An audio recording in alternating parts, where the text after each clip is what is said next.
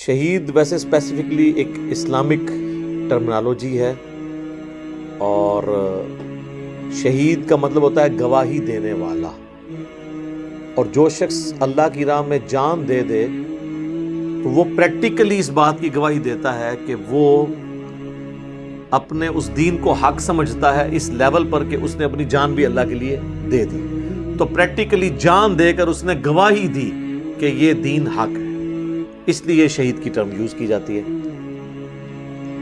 لیکن ہمارے ملک میں آپ پولیٹیکل اختلافات میں بھی دیکھیں کہ ذوالفقار علی بھٹو بھی شہید ہے، اور ان کے بالکل 180 ڈگری ضیاء الحق بھی شہید ہے۔ بعض کے نزدیک وہ شہید ہیں، بعض کے نزدیک وہ شہید ہیں،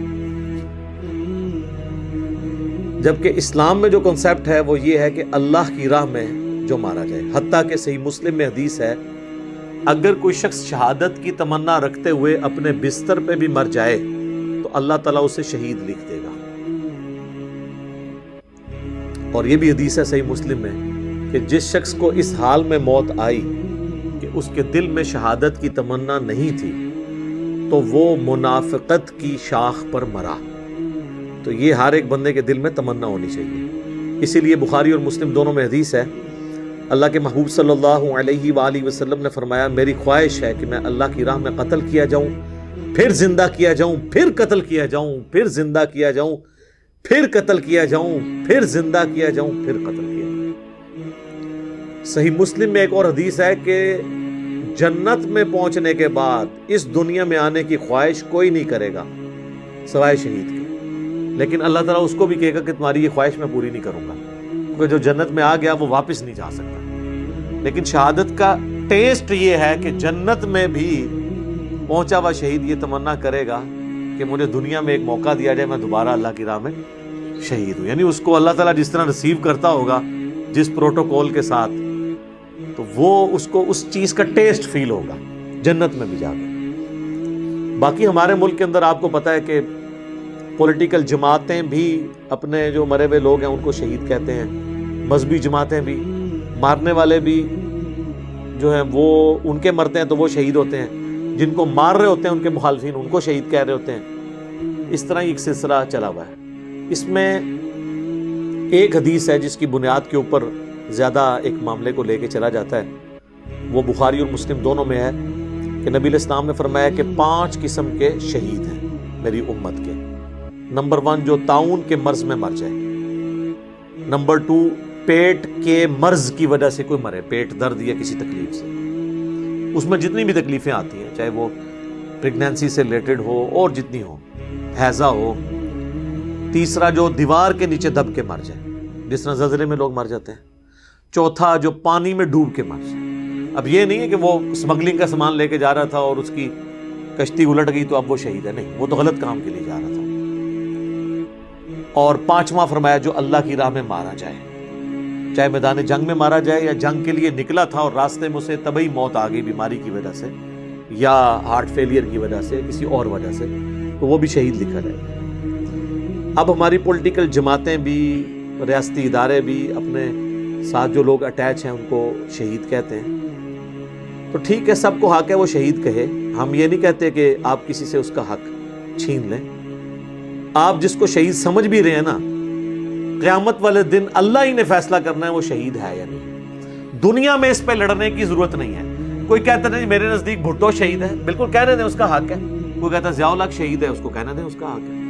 یہ آپ کے شہید کہنے سے ضیاء الحق نے جو اس قوم کو نقصان پہنچایا ہے وہ اس کی معافی تو کوئی نہیں ہونی، وہ اللہ اور اس کا معاملہ ہے، ٹھیک ہے؟ تو یہ شہید کہنے سے کوئی فرق نہیں پڑتا، اللہ نے اپنا فیصلہ خود کرنا ہے، اللہ اپنے فیصلوں میں آزاد ہے۔ حتیٰ کہ ایک حدیث ہے بخاری اور مسلم دونوں میں، غزوہ حنین کے موقع پر صحابہ کہتے ہیں کہ ایک شخص بہادری کے جوہر دکھا رہا تھا اور نبی علیہ السلام نے فرمایا یہ جہنمی ہے،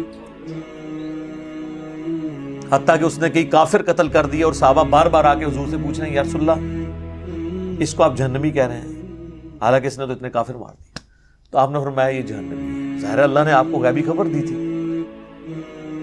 صحابہ کہتے ہیں قریب تھا کہ ہم وسوسے کا شکار ہو جاتے کہ اللہ کی نبی کی بات کہیں جھوٹی نہ نکل آئے، لیکن ہوا کیا ایک صحابی کہتے ہیں میں اس کے پیچھے ہو گیا کہ دیکھوں کیا وجہ ہے کہ یہ جہنمی ہے. تو کہتے ہیں کہ اسے اتنے زخم لگے کہ وہ اپنے زخموں کو برداشت نہ کر سکا تو اس نے اپنی تلوار زمین پہ کھڑے ہو کر خودکشی کر لی اور وہ حرام موت مر گیا. وہ صحابی کہتے ہیں میں وہاں سے بھاگتا ہوا میں نے کہا یا رسول صدق رسول اللہ، یا رسول اللہ آپ نے سچ کہا.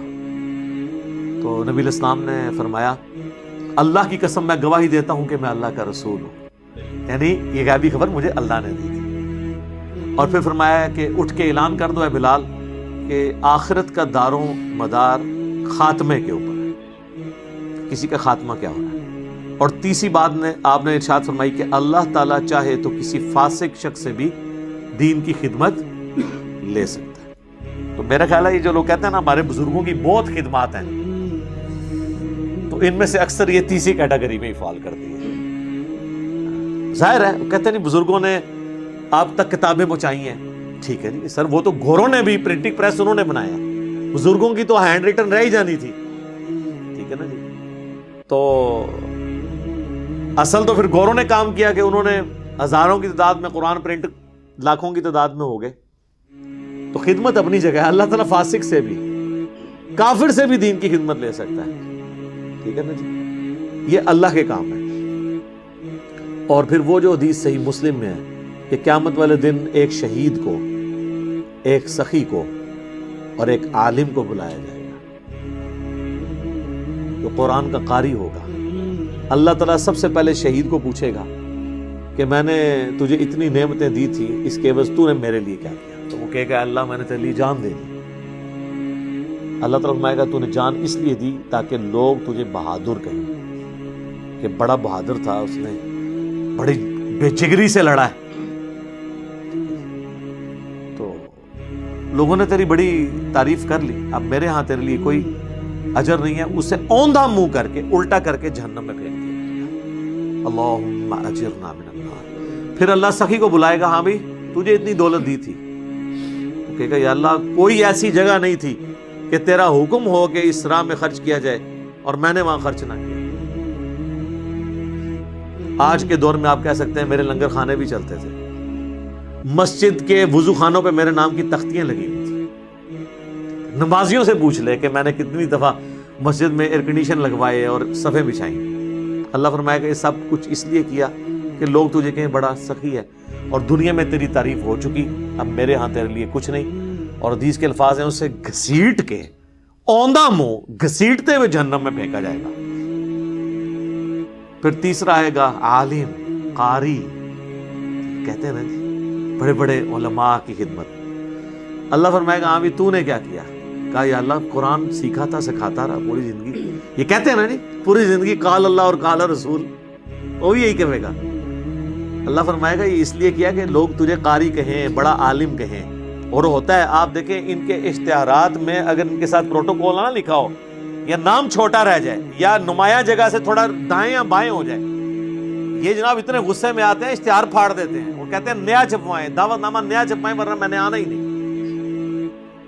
تو اللہ تعالیٰ فرمائے گا دنیا میں تیری تعریف ہو گئی، اب میرے ہاں کوئی اجر نہیں، تو اجر لے چکا ہے، تو نے اسی کے لیے کیا تھا نا، اجر تجھے مل گیا. اسے بھی اوندھا منہ کر کے جہنم میں پھینک دیا جائے گا. تو یہاں پہ بھی پہلے نمبر پہ شہید کا ذکر ہے، لہٰذا یہ شہید کا معاملہ اتنا آسان نہیں ہے. اور یہ اس سے بھی زیادہ خطرناک بات بخاری مسلم دونوں میں حدیث ہے. نبی علیہ السلام کا ایک غلام تھا مدعم، جو آپ کا سواری کا کجاوا کسا کرتا تھا.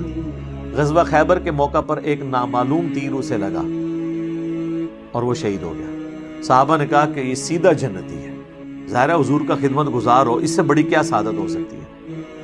نبی علیہ السلام فرمایا تم اسے جنت کی بشارت دے رہے ہو، اور مجھے اللہ نے دکھایا ہے کہ ایک چادر اس نے جو مال غنیمت سے چوری کی تھی وہ آگ کی اس پہ ڈال دی گئی ہے.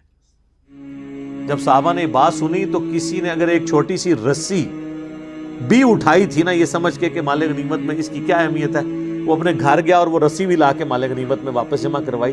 حضور کی اجازت کے بغیر یہ میں اٹھا کے لے گیا تھا. تو سر وہ تو صحابی بھی تھا، حضور کا خدمت گزار بھی تھا، شہید بھی ہو گیا. صحابہ نے بھی اسے شہید کہہ دیا. آپ تو کہہ رہے ہیں نا کہ میرا اور آپ کا شہید کہنا، یا کسی قوم کا یا کسی ادارے کا یا کسی جماعت کا شہید کہنا، جس کو صحابہ شہید کہہ رہے ہوں، آج بھی اگر اللہ کے نبی دنیا میں موجود ہوں تو غیبی خبروں کا سلسلہ آئے تو پتہ چل جائے کہ کس کس کے کون کون سے شہید ہیں اور ان کے سارے کرتوت کھل جائیں۔